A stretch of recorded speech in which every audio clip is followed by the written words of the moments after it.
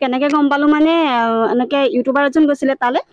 ইউটিউবাৰজন এনেকৈ ব্লগ কৰি পেলাই তেওঁ মোবাইলত এৰি দিলে আৰু ভিডিঅ'টো তেনেকৈ শ্বেয়াৰ কৰি দিলে। তাৰপৰা পালোঁ আমি, পাই পেলাই ঘৰত আলোচনা কৰা হ'ল। এতিয়া আমাৰ ঘৰৰ মানুহ যাব ওলাইছে তালৈ। কিমান বছৰ আগত ওলাই যোৱা? কিমান বছৰ 52 বছৰ হ'ল বুলি কৈছে। ঘৰৰ পৰা ওলাই যায় 20 বছৰ বয়সতে ওলাই গ'ল বুলি কৈছিলে। তাৰপৰা এতিয়া তাত থকা 52 বছৰ হ'ল।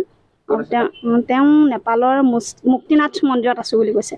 তেখেতক এইটোৱে কওঁ যে ঘৰৰ মানুহ গৈছে যেতিয়া আহি যাওক ঘৰলৈ। লাগিলে তেওঁ আকৌ যাবগৈ তালৈ, ইয়াত থাকি মানুহখিনিৰ লগত চিনা পৰিচয়টো হৈ লওক। তেওঁ ককাই ভাই 5জন আছিলে, 4জন ঢুকালি, অকল তেওঁৱেই আছেগৈ। বাকীখিনি বায়েক ভনীয়েক আছে, তেখেতলোককে চাই যাওকহি বুলি আহ্বান জনাইছোঁ আৰু। জুলাই মাহতে মানে শেষৰ ভাগলৈ ইউটিউবাৰ এজনে দিলে ইউটিউবত। তাৰপৰা আমাৰ সকলোৰে ঘৰত, মই প্ৰথমে পোৱা নাই, ঘৰত পালে, পাই পিছত সকলোকে শ্বেয়াৰ কৰিলে আৰু তাৰপিছত আকৌ বিমল বৰা ছাৰেও শ্বেয়াৰ কৰিলে। তাই তেনেকৈ চব ভিডিঅ' পাইছোঁ, পাই মেলি আমি মানে আজি যাব ওলাইছোঁ 4জন।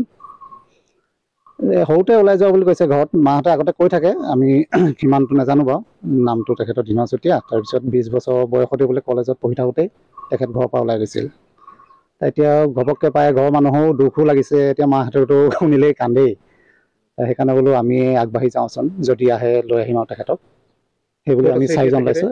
নেপাল মুক্তিনাথ মন্দিৰ মস্তাং কয়। কিমান বছৰ হ'ল তেখেতে ঘৰৰ পৰা এতিয়া আমিতো সিমান নিউজত পোৱা মতে 52 বছৰ হ'ল বুলি কৈছে ওলাই যোৱাই।